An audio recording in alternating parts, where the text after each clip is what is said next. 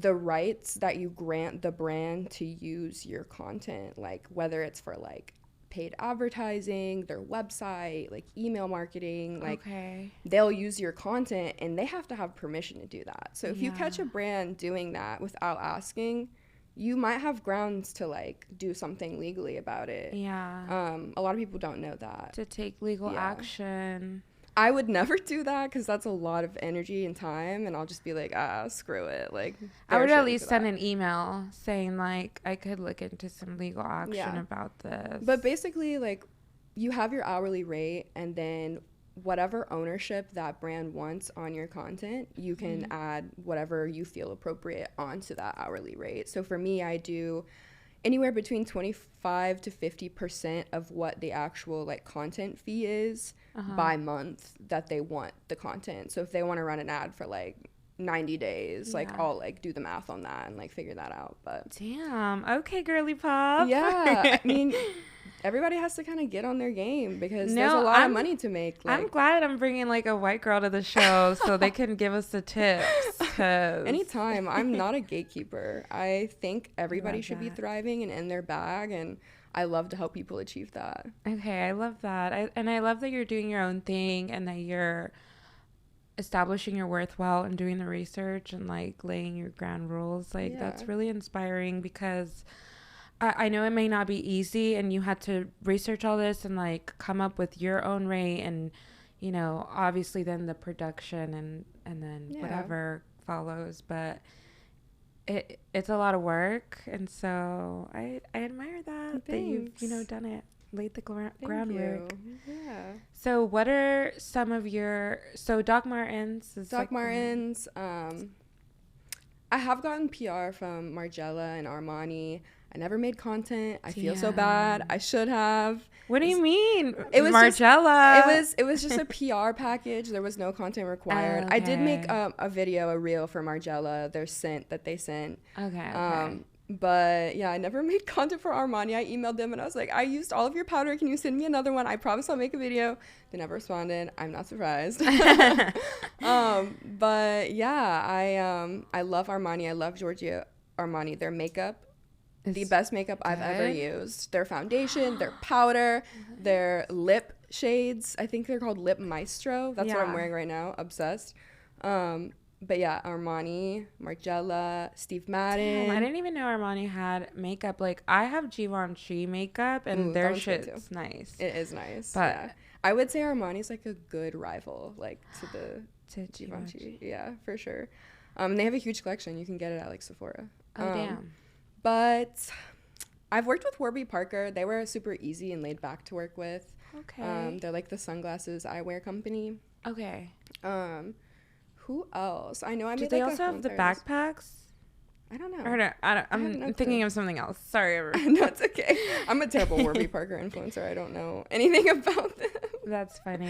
But I have worked with Urban Outfitters in the past, but I stopped working with them. Just they're not the most ethical brand, so Right. I want to be like very cognizant and aware of like what I'm promoting. Like recently I became a Savage X Fenty ambassador, and then all of that stuff, I don't know if you saw it, came out on Instagram. I'll have to send it to you after this, but basically it came out that like Rihanna's business is like a terrible business. Like it's not ethical. Like out of a score of 150 she got like a 7 or something. Like so bad. Like no transparency, like hazardous chemicals like in the materials, like all this stuff. Great. Not paying her workers an ethical wage.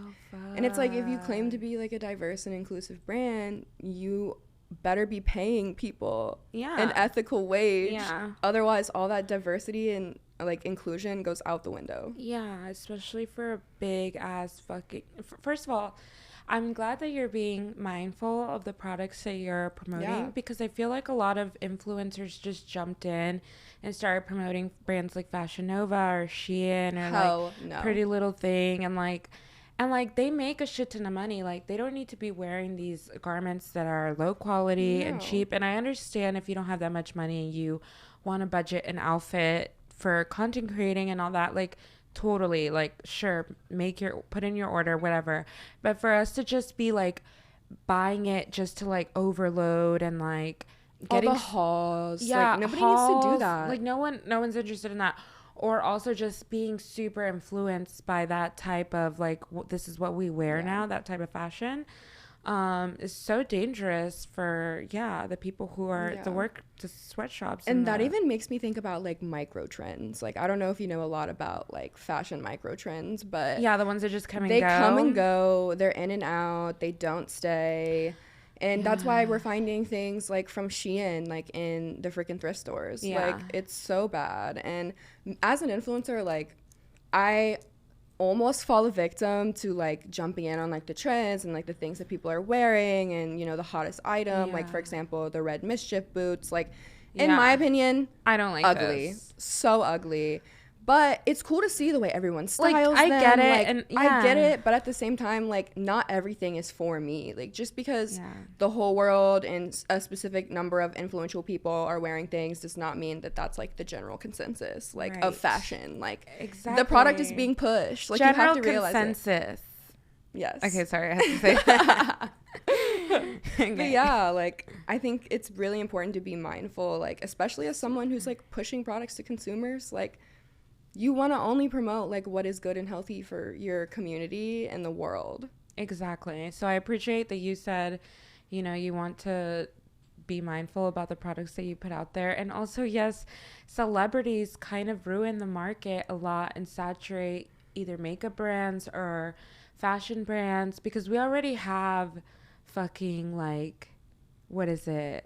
Like, you know, American Apparel, what's that? Like apparel brands? Yeah. So it's like we don't need like all these other fucking brands from Celebrity or Selena Gomez or another makeup brand that might not be fucking ethical or clean products or anything. Like you're just doing it to get more money from your fans. And I, unfortunately, in this age of like transparency, I feel like now it's just like cool to be sustainable, but it's like, are you truly ethical and sustainable? Like, are you using repurposed materials? Like, are you paying your workers efficiently? Like, it's just now everybody is like greenwashing things. You know what I'm saying? Yeah. Like, not everything is as it seems, and it's really hard to feel like you can trust a market that is so oversaturated. Yeah, even like with Kourtney Kardashian coming out with vitamins, like they seem great. They're like, great packaging, but we already have all these fucking vitamins on the shelves. Like nobody needs that shit. Nobody needs a like a repetitive item that we already have. Need? And it's so ironic. Like I need people to stop inventing things and stop selling products. Like I need capitalism to die. Like it's just not serving me mentally, while I benefit as like a feminine presenting like white woman. Like I just don't see any of this panning out in a way that can benefit the mass of people on this planet. Like earlier, my friend was like, "Oh, sorry, I don't have my nails done." I was like, "Me either." Me either. I was like, if we did right now, we'd literally be crazy. We would. Like, there's so much shit going on in the world. Like, I don't need my nails done. I don't need my nails done. I don't need lashes. Like, I want to, like, sit butt-ass naked in a meadow. Like, I hate that that's where I've gotten, but I don't want to work. I don't aspire to work. But if you're someone that I applied to a job for recently, I do want to work. Ignore that I said that. I will work. I will work if I have to meet ends. Yeah, same. Like sometimes I get discouraged about my podcast, but then again, I like having conversations. I feel like it raises our like collective consciousness in a way. So, and I love just having like something where information lies for people to get. Yeah. But okay, so what are some of your fashion? Where do you get your fashion inspo? Would you say?